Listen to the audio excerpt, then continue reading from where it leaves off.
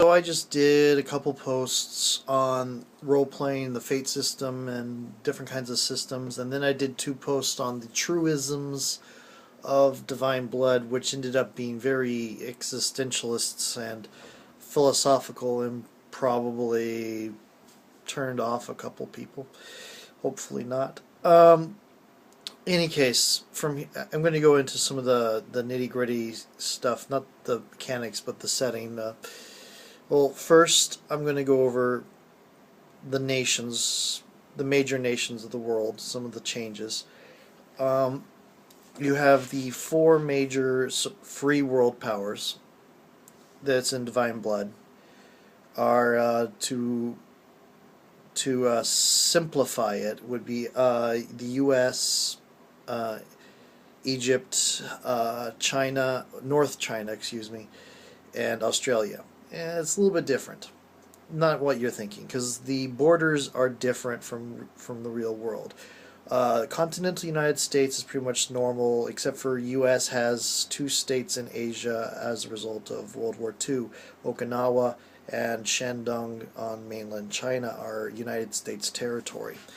Um, Most of China and most of the Southeast Asia was conquered by the Burmese coming out of World War II under MacArthur. Yeah. Uh, though he probably died fairly soon after declaring his own empire.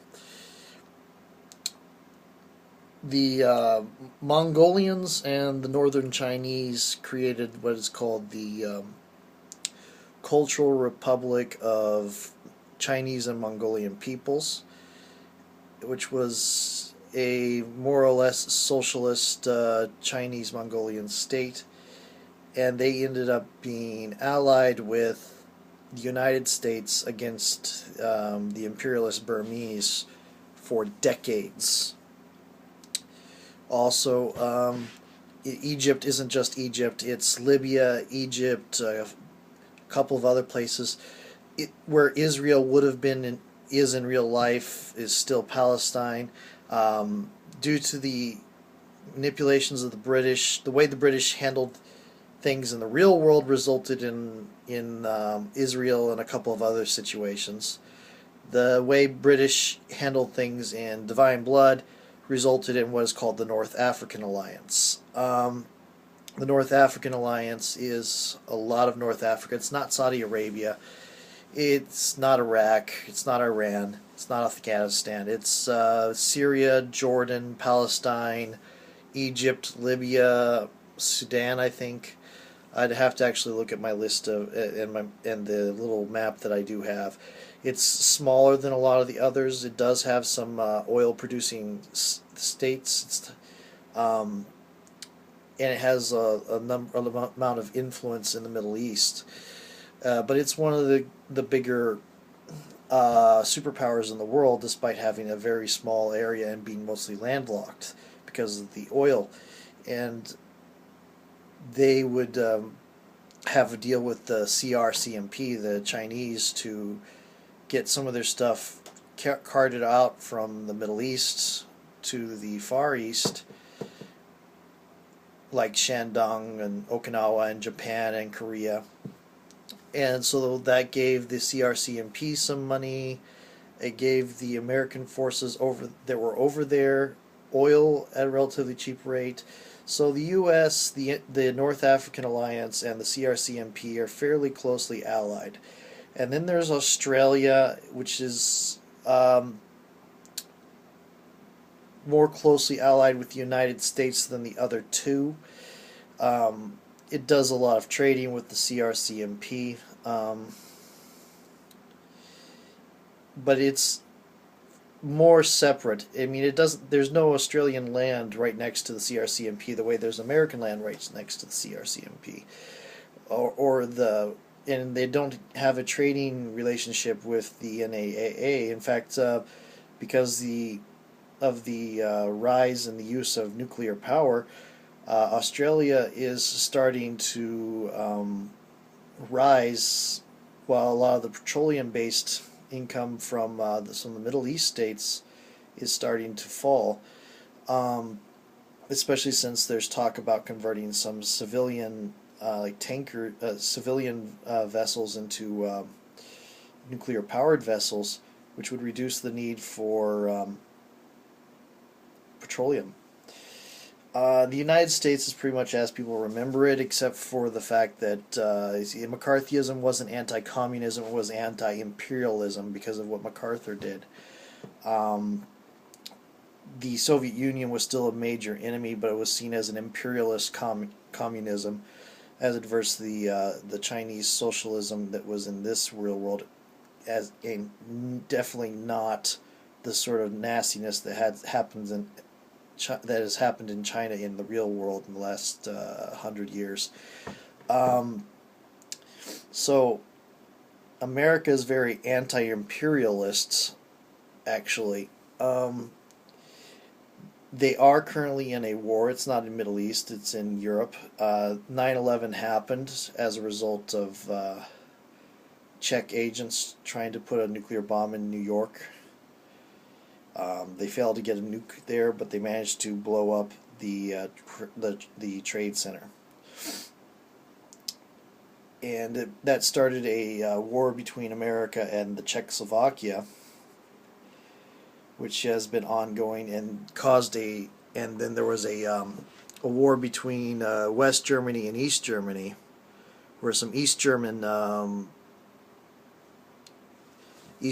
rebels decided to get they wanted to join up with West Germany and throw off the communism, and eventually West German East German conflict sucked in the United States. So the United States for the last 10 years, from 2001 to the current setting, has been in Eastern Europe fighting in Germany, Czechoslovakia, and some other places. But mostly Czechoslovakia and Germany. East Germany. West Germany is some of far West Germany is untouched, but it's mostly the fighting's going on in East Germany, with the Americans going in looking for places to shut down and operating out of bases from areas around, but not taking any land because they're anti-imperialist. They don't want to be seen as conquering. So it just keeps going on because they fall back. They don't keep the land, and people come back in. And Warsaw Pact, when the Soviet Union collapsed, it did not collapse nearly as stably as it did in the real world. It sort of fell to pieces, literally. Russia is not a coherent state. It is a land just full of warlords and independent villages. You think of the TV show Jericho, where America got bombed by a bunch of things, and you have Jericho as just this city this town in the middle of nowhere, and it's its own country basically now. That's the same thing that's happening in Russia. And in Eastern Europe, you have a lot of people trying to, in the Warsaw Pact, instead of opening up to the West and getting more freedom, you have people rushing to try to fill in the void that Russia left when its economics collapsed. And to add on to that, Russia still has its nuclear arsenal, but no one knows who's in control. So the Americans, the Egyptians, North Africans, whatever, and the Chinese have been periodically sending in agents to find Soviet nuclear silos and disarm as many nuclear weapons as they can before someone gets a hold of them that's crazy and launches one. Which is why Czechoslovakia sent people to go attack New York, because they objected to having American and Chinese and Egyptian agents poking around in their country.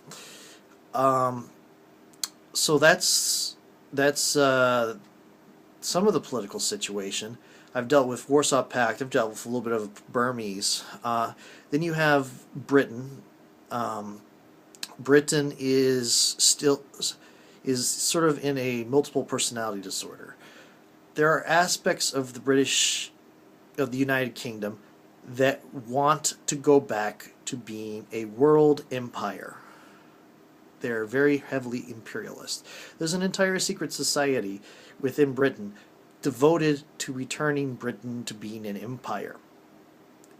However, so this actually, as a part of this, Canada is still part of British. It's not Canada is not an independent nation in Divine Blood. Likewise, Ireland is more firmly is still being held on, and there's still a lot of fighting going on between the IRA and the British there. Britain is not considered an ally of the United States after World War II. It was in World War II, but it's after World War II and after its activities in Middle East and other places, it's no longer considered a ally. It tried to keep Australia, but failed to. For one thing, the royal family had no problem with Australia going independent. It had no problem with other things, because Australia still considers the royal family of England the royal family. But Britain has some of the people in Britain have been seeing the empire fall apart over centuries. Most of them aren't that old enough to have seen it, but they want to go back to being a world empire instead of being this relative. They're not quite a superpower, not really a superpower anymore. Lost a lot of respect, a lot of influence. They want to go back to being the big boy on campus. The thing is, their citizens don't really care. And a lot of their politicians don't really care about imperialism. And the royal family doesn't care about being an empire anymore. They more care about Britain and what's happening in Britain, the citizens and all that. They don't care about conquering other places and becoming the biggest name on campus. They care about having good life and having a good economy and all that. So the imperialists in Britain are always trying to manipulate are working against their own civilians more than they are everybody else, because that's what's in their way right now. And then you have Brazil, which is the Nazis in Brazil thing, where you have the old story about the Nazis escaping to Brazil. It did happen in real life. It happens in Divine Blood. In fact, since the war lasted another year and a half because of different instances, more Nazis escaped to Brazil in Divine Blood than in the real world, and eventually Brazil became culturally became dominated by these Germans, these displaced Germans, and the official language became German. Probably not as many people speak German as Portuguese still, but the official language is German because that's who's in charge right now. Now, they have this thing where they went through a period where maybe they would go on to the Third Reich thing and all that, or maybe they would drop it because they had a sect of people that didn't want to go on with the World War II thing, but those groups lost. So you have the Thule Society and the trying to raise up another Nazi party in Brazil, and then go back to Europe and take over the fatherland and go back to cleansing the earth. Only now they are the Thule Society and the Nazis in Brazil are aware of the gods and the demons and non-humans and all that, and they're less concerned with ethnically different humans and they are with getting rid of non-humans. So that's Brazil. Brazil's not a big part of the novels. They're pretty much biding their time. They might show up and do stuff later on when stuff really starts going bad and you have a worldwide problems going on. But Brazil's not a big focus on the novels. Burma's a big focus. Britain will probably end up being something of a focus just because of the backgrounds of some of the characters. And I'm about to hit my time limit, so I will stop there.